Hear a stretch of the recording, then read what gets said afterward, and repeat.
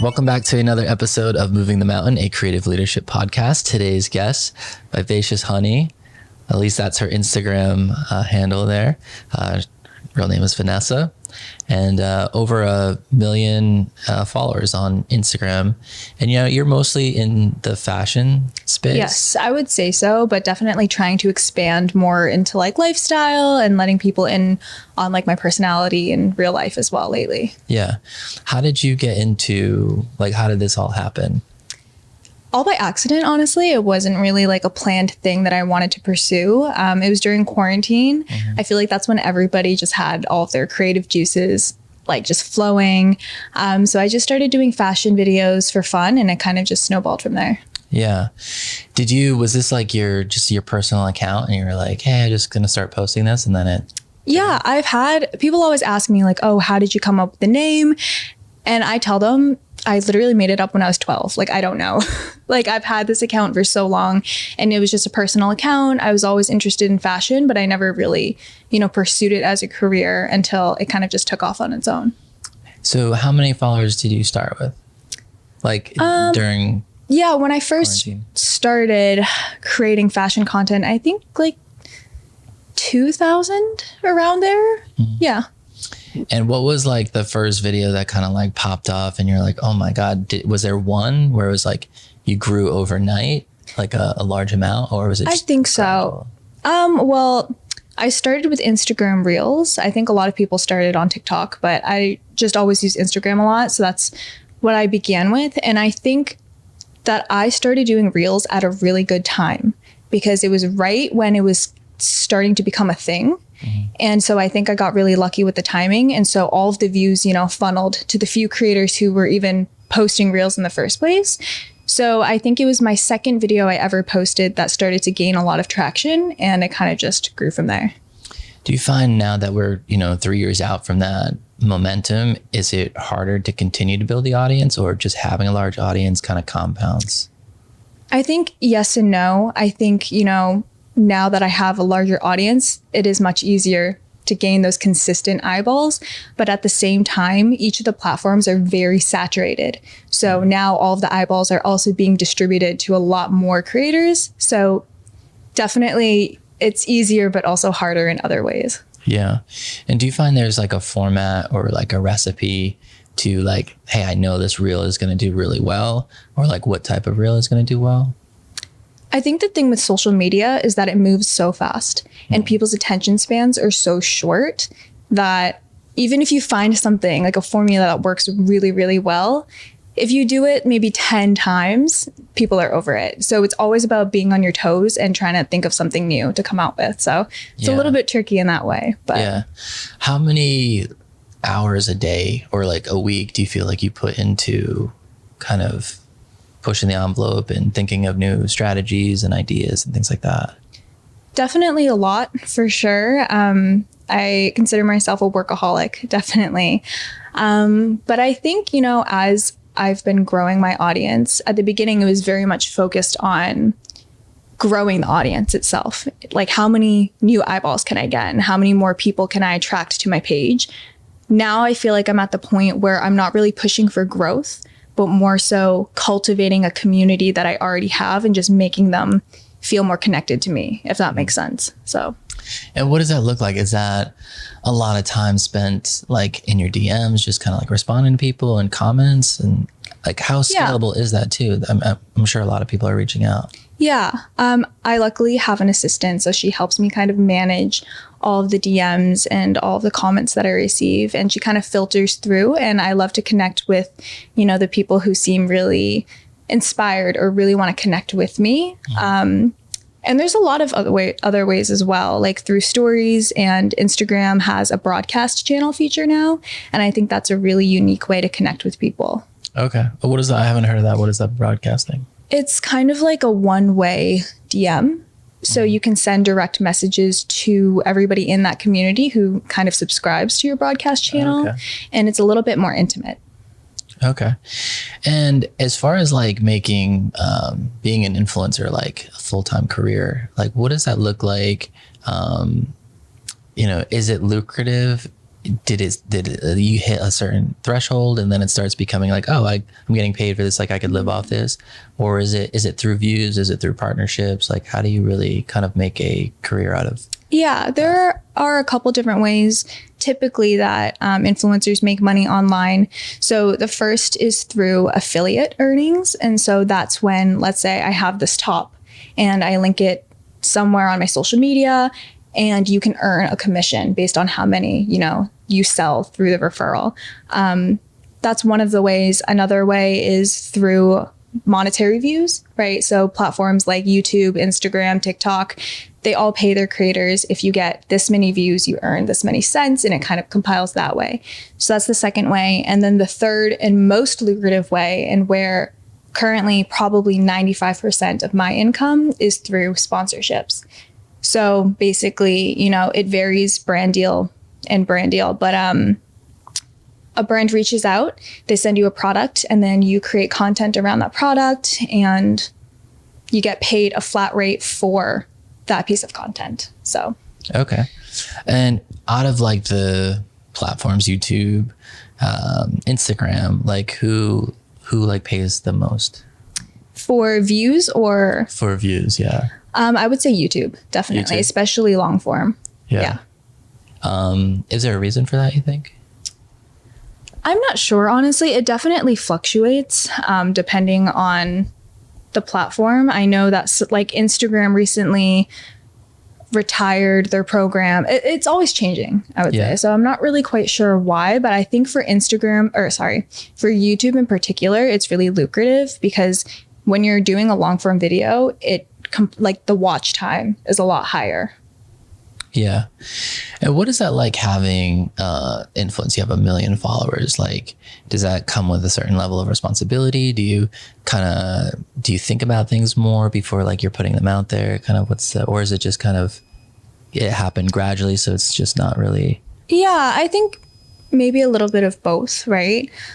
I'm extremely grateful for my community, and especially when I read really kind and heartfelt messages, that's when it really hits me. Like, oh my goodness, like to me, I'm a regular person in my bedroom making videos. But it's just really cool to see like that I can connect with people in a way that, in my day to day, I'm not thinking about that. So every now and then, like I'll get hit with like a wow, like I'm in such an amazing position and I'm just so grateful for the audience that I have. But I would say on the day to day, like just a regular person too. So yeah, because I remember we did that event for you, and there was a young girl that traveled like halfway around the world to come to it. So you're definitely making an impact on, and it seems like your crowd is a little bit on the younger side, right? And you launched recently this clothing line. Yes, RAYN. Can you tell us a little bit more about that? Sure. So ever since I was a young girl, I've always had an interest for fashion, and it was always a dream of mine to build my own fashion brand. And, today I'm just so lucky to be in the position where I can make that a reality. So A, it came from a dream of mine, and B, I think realistically, working with sponsorships is great, and I'm so incredibly grateful for that opportunity, but I wanted more control. Like I wanted to feel in control of my earnings and, just build something that was mine. I didn't want to rely on other companies to basically fund my way of living. I wanted to just build something that was mine. And so I'm lucky enough to be working with my fiance, Jason, and we're kind of, tag teaming on the project. But the whole brand identity is based around the idea of solving people's problems. It's funny because at the beginning, when we started brainstorming for the brand, I was just like, I just want to make some cute clothes. And like, that was really it. And I didn't really have something else to it. And I didn't really feel that like passion that I thought I would. And then it wasn't until Jason and I sat down and we really started brainstorming and thinking like, how can we actually change people's lives? How can we build a product that isn't just cute clothes, but that's something that people, really take value from? So our whole identity is around mix and match sets. So a bunch of different tops and a bunch of different bottoms that no matter which two you grab, they're always cohesive, and it just makes getting ready extremely easy. So, yeah. Did you have to pick like a certain color palette to make that work? Definitely, yes. So our first launch is going to start with 4 colors. And what's unique about us is that each launch and each collection isn't just cohesive within itself, but we want it to build out for the future and for all backwards compatibility. So the first 4 colors are going to be sticking around forever, basically. So for the first 4, we really needed them to be versatile. And that was like the biggest mission for us. But it was really cool because, you know, I have this incredible audience, so why not ask them, you know, what they want? And so that's exactly what we did. We polled my audience and just asked, like, what do you want? Because ultimately it's to help them, you know? Yeah. So I'm sure there's like a lot that kind of goes into building anything. How did you go about like finding the designers, finding like people to actually make the brands and distribute it? What was that like?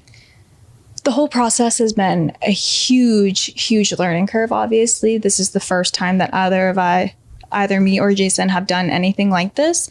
We both actually come from computer science backgrounds, so just so different than what we're used to. But and we're still learning every single day. But we definitely wanted to be as hands-on as possible, right? So I do all of the designing, and Jason was in charge of finding manufacturers. The thing that's really tricky is that, you know, again, we have no technical knowledge of fashion construction, right? Like, I love the pieces that I'm wearing, but I don't really understand what are all the different options for fabrics. What are all the different options for seams? That's just something I'm not familiar with and something that I need someone to teach me. And it was definitely very daunting. So at first, when he was reaching out to manufacturers, we were like, we want this piece, but it just wasn't perfect. And we didn't really know why. And we just needed some guidance. So we were lucky enough through a colleague to find this company called Shift. They're based in Toronto. And so they've been a huge resource to us. So they help with all the technical aspects of the clothing, as well as a huge connection of manufacturers on their end. They're trustworthy, and they kind of help guide us in the directions of, you know, what's even technically feasible in the first place. If that makes sense. Because I know with fashion, there's like a lot of subtleties. It's like you can get, you know, and it makes a big difference in the design and the quality. Yep. And, you know, even with like t-shirts, you have a basic t-shirt, but then you have a t-shirt with like a bigger like crew, like almost like a mock neck kind of thing. And it's like, makes a big difference in like the design and how that shirt looks. We did a run of sweaters, and that was something too. Like, we wanted them like embossed, and like that was I didn't even know if that was possible. That's the thing. You don't even know what is possible unless somebody tells you in the first place, right? Yeah, and doing the research, and then, you know, even just like the patterns, like when we got them, like they came out good, we like them, but it was just like, it was a little, I was like, oh, I probably would have changed this or changed that. So it's definitely a learning curve I found with. Definitely. A lot of trial and error. Yeah, for sure. We did a very small scale, but it was interesting. What would you say to someone that is looking to grow their audience, whether it be like a small business, you know, like ours, or someone maybe like just getting started? Yeah. Do you mean in regards to social media or anything? Yeah, kind of growing like your account. I would say, honestly, don't focus too much on trends. Like, I think trends are a great way to get eyeballs. But if you're just copying and pasting, you know, what's trending right now, what should I use for an audio or a transition? Sure, that might get you some eyeballs, but that's not what's going to hook your audience and like bring them in and connect with you. I know it sounds really cheesy, but authenticity is easily the most important thing that you can do. And that's what's going to set you apart from people who just, you know, oh, this is trendy, let me just try this out and try this out just to get eyes. You want to really be able to connect with your audience and make them feel like they've learned something from you or have taken away something from your content. Yeah. Do you think like the length matters? Because I feel like you could be educational, but it's like the challenge is probably making it educational and entertaining in like a small amount of time. Yeah. I think, at least for me, what I try to do for my content is have a goal for each piece that I release. So, sometimes there are just fun videos that are just entertaining and that's really it. And then sometimes there are videos that dive into a specific fashion topic and it's educational and people can take away from that. I think as long as you're kind of being intentional with whatever you're doing, it'll go a long way. Instead of just like throwing out whatever like in the wind. I think as long as you are planned in that way, I think you should be good. Yeah. So with this clothing brand that you're releasing, is it now out? Not yet. April is what we're thinking. And are you mostly just distributing like online on your website? Yep. Everything is e-commerce. Yeah. What did you use for the back end of that like platform? Yeah. So we are using Shopify. But it was also really important for us to not give a typical shopping experience. We wanted to be a little bit unique and a little bit different. And again, like our whole backbone is the fact that we want to be a resource for people. So not just clothes, but a tool for life. And so we were looking through the Shopify themes that they have, and we just felt like we wanted something a little bit more custom. So Shopify is still our back end, but we're actually working with an incredible team of web developers to bring together this really cool feature that allows you to visualize all of the mix and match pieces together on the site. This sounds extremely costly. It is, but I think it's a very good use of the money. Like I think it'll go a long way. And how much do you invest in something like this? Or is it like, do you kind of go into debt for something like this? Is it something like you save for and like you kind of, or are you all in on it? Like what's a wise way to kind of launch something like that? Yeah. I mean, I think it really depends on your personal circumstance, before going into an endeavor like this. I know it varies very differently depending on the person. For us, I'm grateful enough to be in the position where through all the sponsorships that I, have been working on for the past few years, we're in the position where we can go all in.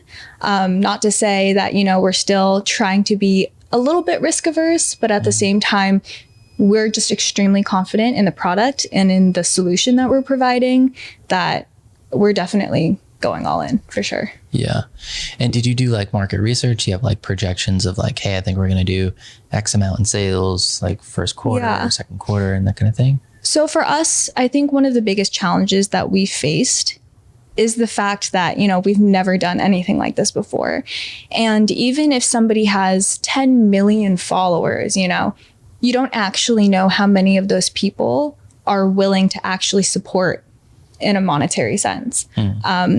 So for us, it was definitely a shot in the dark for this first launch and how much we should actually order to be manufactured. But I think hopefully we did a pretty good estimate, and it only just improves the more that you sell and the more data that you can get. So yeah. Did you do like a breakdowns like, okay, I have this many followers, I can project that X% is gonna buy? A little bit. So over the past few months, we've been building out an email list, and we have all of our RAYN social medias, and we've been promoting this brand for a while to try to somewhat gauge the amount of interest that we have. But again, it's all like, we won't really know until we actually launch, and then we can kind of play around with the numbers from there. But yeah. And do you foresee it? Are you trying to keep it just kind of to like your brand and your website, or do you have any bigger goals to kind of like go beyond that and have it in retail and department stores? As of right now, we don't really have any goals of retail. Like that's not something on our radar. I'm sure at some point, perhaps. But in general, we really want this brand to grow so big that it has nothing to do with me as a content creator. Like I hope to one day walk down the street and see somebody wearing a whole RAYN mix and match outfit and have absolutely no clue who I am. Like, of course, because I already have cultivated an amazing audience, I'm grateful to have those eyeballs, but we want this to be so big that, people have no clue like who I am as an individual. Now, speaking of that, like when you're out, and do people recognize you? Sometimes, yeah, especially in like city areas. Yeah. And you mentioned your fiance who's here in studio with us. He's engaged in something right now. But is he like full time kind of working on this with you, or is he still at his company? Yes. So he made the jump a couple months ago, I believe. I think it's been about 6 months. And he's quit his job. So now we're doing this together full time. He was in software, right? Yes. Software engineer. Awesome. Very cool. So it makes sense. He's kind of like doing the back end kind of technical stuff. Analytical. Yeah. I think it's great. We work really well together and we balance each other out because I tackle more of the creative side and the marketing side, and he does all the analytics and all of the back end, and he loves it. And those are areas that I'm not particularly jumping out of bed for. So it's great that he has an interest for it, and vice versa. You know, he personally couldn't care less about, oh, should this, you know, mock neck bolero be like an inch shorter or not. Like, he's not particularly interested in women's fashion. So it's great that I have that other side to it. And together we work really well. Yeah. What is your favorite part about what it is you do? In regards to RAYN or in regards to content creation? Maybe both, as like a sum of all the things that you work on. Some of all things.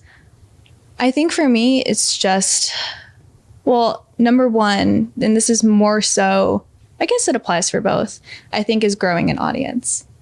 And, you know, building a community that I feel like is just so incredibly supportive and kind and cool. For instance, for our first RAYN photo shoot that's coming up in a couple days, actually, we really wanted to pull from our community. We didn't just want to hire models that have no interest in the actual clothing and like the pieces that, you know, they're wearing. Like, we figured if we already have a community that seems so passionate about it, why not have them represent the pieces, right? And so it was so cool getting to speak with these people. We had meetings with them, like Zoom meetings and model casting calls. And it was just so cool to see a bunch of people that I've never met.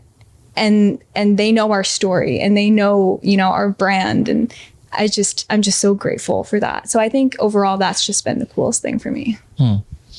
That does sound, that's awesome. Have you done photo shoots like that before? This will be the first one. I myself have done photo shoots, but believe it or not, I'm actually taking the photos. So wish me luck. Yeah. Nice. I might have to like email you for some pointers. So yeah, wish me luck on that. Are you going to model any of the clothes yourself? Yes, I think so. Yeah. Now, do you see yourself being like kind of like the face of the brand to start? I think to start, yes. Because again, most of the people who know RAYN know it through me. But eventually I definitely want to kind of phase out a little bit and not take a backseat, but not be the face of the brand. My amazing assistant, Jane, who you've met, she's actually going to be transitioning into a full-time role specifically for RAYN. So she won't really be on the Vivacious assistant side, but she'll be tackling RAYN social media. And so I'm really excited to have her, you know, voice and her take on it as well. And for me to kind of transition out of just being the sole presence of RAYN. How many full-time people do you have? As of right now, it's just me, Jason, and Jane. And, you know, we're working with like web developers and everything, but those are more like contractors. So not on the team. Okay. So as a wedding company, you know, you're getting married. Yes. What has been that process, that experience? It's been honestly surprisingly good. Like, I guess I say surprisingly because, you know, a lot of people say that wedding planning is extremely stressful, and it was for sure, but in a good way. Like, it's something that, you know, I'm just super excited for. And I've had a lot of support. You know, Jane helps me a lot. My bridesmaids help me a lot. So it's been smooth sailing for sure. Yeah. How did you go about like finding your venue, picking your vendors, that kind of thing? Yeah, just through, honestly, social media a lot. I found that to be very, very helpful. I know every time a vendor works a wedding, they typically tag the other vendors. And so I kind of did like a breadcrumb trail where I would tap this person who's tagged, and then I would kind of follow somebody else they tagged. That's kind of how I found you guys. So I was looking into the venue because I knew I wanted that venue. And so I looked up videos of it, and it was one of them was your video. Okay. So, kind of like that, just like a little breadcrumb trail. We won't mention the venue. I don't know if you have stalkers. So. Oh no, I think they know already. Yeah. So, Oh, okay. yeah. Oh, okay. All right. And with Jason, did you guys kind of collaborate and like, or was it just like, hey, like whatever you want to do for venue? Was he kind of? Did he have anything where he's just like, no, I want this florist? No, not at all. He's not super interested in the nitty gritty of the wedding details or the planning or anything. The only thing that he was really, really picky on, and he put his foot down, was that he did not want a first look. He wanted a traditional, I want to see you like walking down the aisle. So. Okay. That's nice. That's romantic. Yeah, I think so too. I feel like sometimes people do the first look just to get the nerves out a little bit. Oh, see, that's the thing. I said, let's do a first look because I know I'm going to cry a ton. Like I'm going to be like bawling my eyes out. And I was like, it'll be great. I'll just cry a bunch, fix myself up, and then we can do the ceremony. And that's when he was like, no. Like, I want you to be bawling your eyes as you're walking down the aisle and not care what people think. So that was his take. Yeah. You'll just be like mascara, like the whole ceremony. Oh, yeah. It'll be not like a pretty, like one tear falling down my face, like bawling. Are you guys having your like bridesmaids, groomsmen like up there for the ceremony? So. Yeah. So they'll be all walking down in pairs first. And what are you most excited about for the wedding? Walking down the aisle and seeing him. Yeah. And if you ask him the same question, it'll be the same thing, seeing me. Jason, is that true? Nice. Are you going with a band or a DJ? A DJ, but for the ceremony, we're doing live musicians. Okay. We saw at one wedding, there was a violinist. Yes. That came down the aisle, and then the bride kind of came behind us. I'd never seen that before. Yeah. Very cool. Yeah. So, you're from Massachusetts, right? How did you land in like Rhode Island? Do you frequent here a lot? No, not at all, actually. Yeah. I think when we visited the venue, I believe that was my first time. In Rhode Island? I think so. Okay. I might have like driven through at some points, but never really like stayed or explored the area. It was really honestly for the venue aesthetic. I felt that a lot of places in Massachusetts or New Hampshire, because we're on the Mass-New Hampshire border, are beautiful and great, but a lot of them are more rustic feeling, like barnyard wedding venues. And that's just something that didn't really resonate with us. So we wanted something a little bit more modern, a little bit more clean and bright and open, and Newport Beach House was just perfect. Yeah. Their venues, not that they're all like that, but they do have like that in Belmare. Was that one that you looked at as well? Online, but I don't think we visited. Yeah. It's a similar look, but Newport Beach House has a very just like kind of like more modern. Yes, definitely. Like kind of has like a cool edge to it. And it's great. My friend, I think, actually had when it first, they like remodeled it. He was like the first one to get married there. But I remember thinking like, this is a beautiful spot. I think he got a great deal on it because it was 10 years ago. But awesome. So besides RAYN, anything else that's kind of coming up that you're looking to do? In the pipeline, I don't know. I really feel like, I mean, there's a lot going on, right, with the wedding and the launch and everything. But I think RAYN is going to be our baby until the actual babies. So that's kind of the plan, right? To grow a brand. I'm hoping that with this brand, I can be a little bit less in front of the cameras. So yeah, I'm thinking that with this brand, again, I can take a little bit more of a backseat from, being in front of the camera all day and hopefully focus on a family. Yeah. I know you had mentioned that at the Q&A that we did for you guys. And that was something that stuck out to me that, you were kind of interested in having a family and kind of get into that. How old are you? I'm 23. 23. Oh, so you're even on the younger side. Now, are you planning on going like right into having a family? It really depends on how the brand goes, right? Ideally, I think right now we're thinking maybe when I'm 26, 27, looking into that. But I feel like I have a lot of ambitions for myself in my career. So it just depends on how the next few years pan out. Yeah. It does seem like with your audience and your ideas, like it could be really big. So, I hope so. Yeah, that'd be amazing. And so, focus on the brand and the family. Do you find like that would the family would take a pause? Like if it was, if you were to go like nationwide with this brand or kind of get some big deals with it? Maybe, but the more that you scale a brand, you can hopefully hire people that also, Right. can take over. I think for me, I love, doing my own thing, and I love working, and I love this career that I have. But I think, I do really want to be a mother. Yeah. So I think if it came to that point, that's the path I would choose. Yeah. And I met your mother, speaking of mothers. Yes. What was her, being an older generation, what was her understanding of like your career path? And, did she have concerns about that? And what's her thoughts on it now?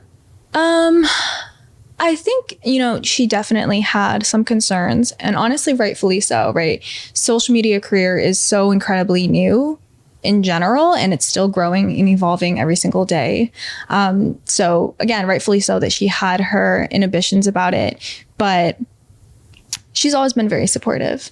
And I think also, I didn't just drop out of college and just say, I'm going for it, right? I kind of did both and then kind of saw how it was going. And then when it became, stable and lucrative, that's when I decided to take the plunge. So I think because I progressed into it slowly, it made her feel a lot more comfortable.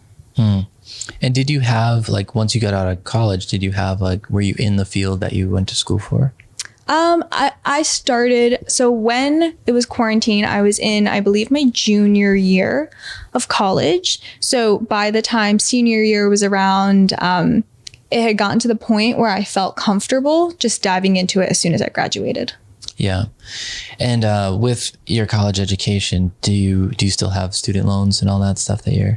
Thankfully not. No. Yeah, I got some good scholarships, and I went to a state school, and my parents were so kind enough to definitely help me out as well, that thankfully, like, I'm all set there. Yeah, that's really good. I know a lot of people probably kind of get stuck in those student loans and can't pursue definitely. Something. Yeah. Just because they have that over their head. Yeah, I think again, it was really the timing that I started it all was really beneficial for me, because I have a lot of friends who are saying, I want to start content creation, but I know it's a huge time commitment, and I'm also working a 9-to-5. So I'm grateful enough to not have had to struggle with that, because I think it's a bit more manageable doing content creation while you're in university versus a 9-to-5 job. Right. Do you have any friends that kind of have seen your trajectory and said, hey, can you help me? Like, I'd like to do the same thing. And that you've kind of coached them and they've had some success with it? Maybe a little. I would say my closest friends, they all have their own careers that they're really passionate about. I definitely would say a lot of people come to me online from my community who ask for a little bit of guidance or tips, but I would say my close circle of friends aren't influencers or aren't super interested in the field. And would you ever consider doing something like that? Like some kind of, because I do see content creators sometimes give advice on their channel of like, do these 3 things, if you're looking to, have a reel take off. Do you see yourself doing anything like that, or even like consulting in that area? It's definitely something that Jason and I have considered, even as a business opportunity, because I know a lot of content creators go down that path where they start selling, guidebooks and courses. I would say maybe in the future, but I'm still so passionate about, fashion as opposed to scaling your social media growth. Yeah. Are there any influencers that you follow that you are like big fans of? Oh yeah, definitely. Jen, she's a creator that I definitely look up to, because I feel like we kind of follow, or I feel like I'm following in her footsteps a little bit, her trajectory of, she was in fashion, she worked her ass off, she started her clothing brand, and then she started raising a family, and she's living a bit more of a low-key life. Like, that's something, that I aspire towards. And definitely other creators that, for one, Delaney Childs is somebody that I've looked up to for a while. And I recently met her at an event, and, it's like little moments like that are just so crazy to me, somebody that I've looked up to for so long, and then getting to meet them. And yeah, there's been a lot of experiences like that. Was she aware of your channel? Yeah, she followed me back. I think at some point we were mutuals, but it was so funny because like, I'm just like, oh, another content creator. In my head, I'm like, wow, like, look at that person. Like, I admire them so much. So a lot of really cool moments for sure. And you guys, I know you're Massachusetts residents. Do you guys currently, are you out there? Do you rent? Do you own a home? Yes. Once you get married, are you going to buy? What's your... Currently we rent. I would love to have a house. It's just this market right now doesn't really make sense. And I think the timing as well with the investment of RAYN and the wedding coming up, it just doesn't really make sense for us. But we're hoping, you know, depending on how the brand goes, maybe even exploring, you know, building a house of our own or something. So definitely in the foreseeable future, just not quite yet. Yeah. I know Jan, who you met a little bit earlier, he's very into fashion. I'm not sure if he told you. So he might be pitching you some ideas. That'd be great. Yeah. Sure. He, I know he has a fashion brand himself. I'm not sure if he pushes it, but he wants to go to like the New York shows and that kind of thing. But he's been very into it. So 10 year, what's your 5-10 year goal? Wow. 5-10 year goal. Again, I'm going to reiterate myself here. Hopefully I have a family. Yeah. That's really what I want. I mean, I don't know. I feel like, you know, I'm still young and, you know, my career is still taking off, but I feel like, you know, everything that I've done so far, and this is a personal me problem, everything that I've done so far, I don't feel like I'll get as much fulfillment as I would with a family. Yeah. Like there's so many blessings on this path that I'm in, but I think, yeah, true fulfillment for me will be starting a family. Yeah. Speaking of fulfillment, what are some things that are like that you're doing currently where it's just like, this is so fulfilling. Like I love this aspect of it. Again, the community is a huge one. I think another thing too is learning something new, right? So of course, when I started content creation, that was completely new to me. But, you know, you do it for 3 years, you kind of feel like you got somewhat the hang of it. It's just refreshing to find something new that's challenging. And so with RAYN, that's definitely been a huge challenge. So working on that, creating the designs, you know, learning more about the technical side of it, that's been really fulfilling. And then another huge component is working with my best friend, working with my fiance. Like that's been... I thought you meant Jane for a second. Her too. She's also great. Yeah, I think it's just working with your partner also has a lot of challenges. And I think that's also just so exciting and so fulfilling. So. And when you say designing like these concepts, are you sketching them out? Are you drawing them? Really? Yes. How's your drawing skills? I was an art geek in high school. So there's that. Very cool. And this, like, what is this called, this design here? So this is not ours. The dress is. This is not ours, but this is called a bolero. And we're releasing a mock neck bolero for our first launch, but not in the knit fabric. I appreciate you guys stopping by and kind of chatting. Yeah, thanks. Is there anything else that you want to like maybe mention to the audience, to do a plug on your social media? What's coming up?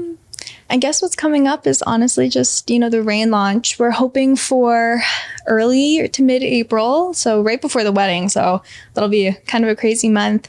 But if you're interested, join the email list. That's where we give a lot of sneak peeks and a lot of behind the scenes, and where we really dive into the whole process. Because, you know, social media is an amazing tool of communication, but especially if you're a short form creator like myself, you know, there's only so much you can really dive into for 15 to 30 seconds.